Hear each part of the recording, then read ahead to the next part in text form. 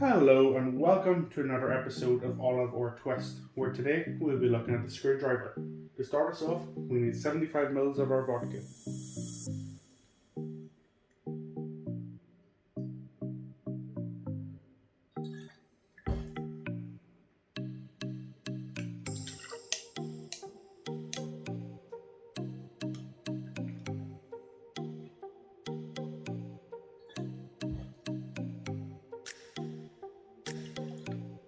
Then we top it up with orange juice.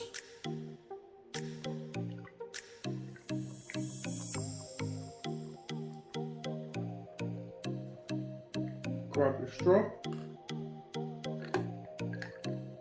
and there is the screwdriver.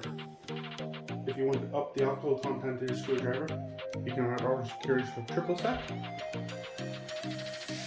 and blue curacao.